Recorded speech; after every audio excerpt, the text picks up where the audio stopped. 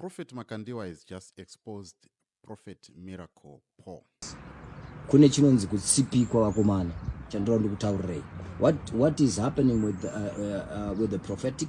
Ukanizwa ndaakushedza kuti uya pano uchenjere kuti ukasvika pandiri kana ida kukutsipika ndogona kutsipika zvekuti unobva ipapo usaprofita. Saka mukaona kuchiita zvimwe zvima zvakangodhakwa out there, maprofita, don't just take those offers. Kune kunonzi kutsipikwa, pane anenge akuda kutodirwa chipo chake chekuprofita. And many others. The issue is what Prophet Makandiwa, the challenge that he has given now, yekuti uyai ndokupai 1 million. It's really interesting.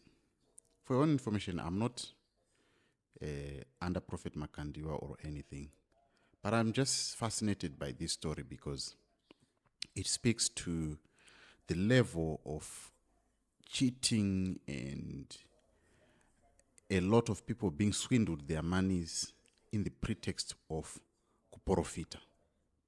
Now, what has happened mazuva apfuura or makore apfuura ndeyekuti nenyaya yekuti nhamo yakawandisa muZimbabwe or in many countries kunenge kwakaoma zvino, vanhu they turn to God because whenever things are not fine, vanhu havasi kuwana mabasa, vanhu havasi kuwana zvinhu zvavari kuda, they tend to find chimwe chinhu chinoita kuti that can soothe that pain. And the church nemaprofita is often gave that kuvanhu kuti vanhu vari kutambudzika, so they turn to the church. The word that rakashandiswa natendai biti nderekuti fatalism, yekuti vanhu they know kuti one, they are angry against the government, they are angry against how things are done, so vanobva vaenda kuna Mwari, not because vanoda Mwari, vari kuenda kuna Mwari because that is the only solution, that is the only place that they can find hope, and they tend to look in different places.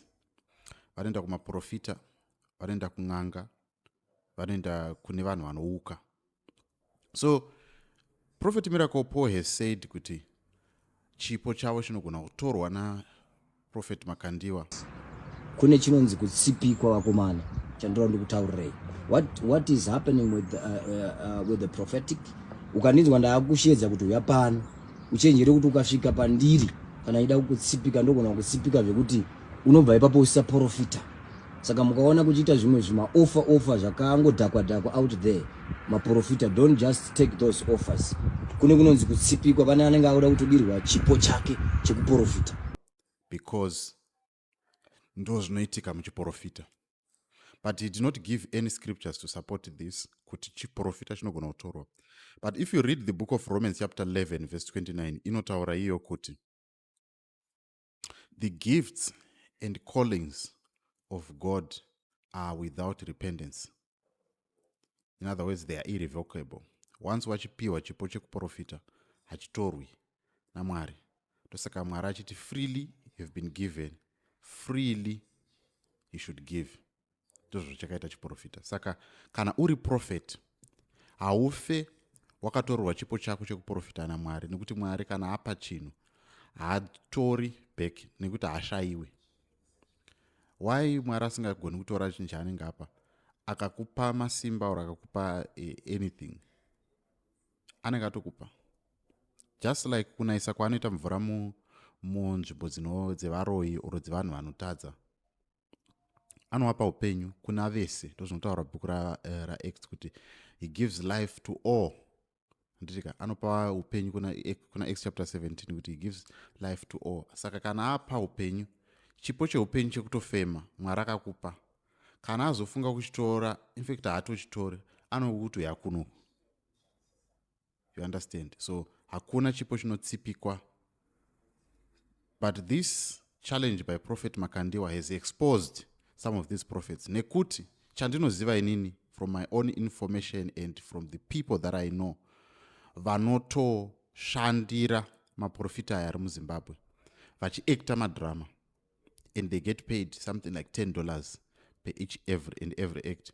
And you find kuti same person anotorwa kubva kuchechi yekuglenora obva aendeswa kuchechi yekuchichungwiza oendeswa kuchechi yekukwadzana, whichever way.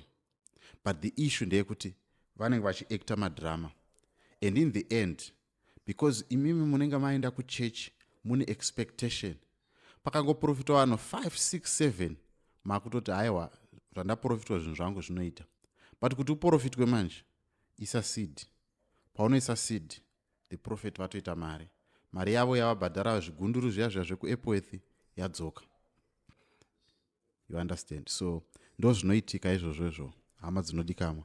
But I'm glad, even though I'm not a follower, I'm not a child of Prophet Makandiwa, but I am glad that he has put up this challenge to expose a little bit of prophetic swindling that is happening in Harare, that is happening in Zimbabwe.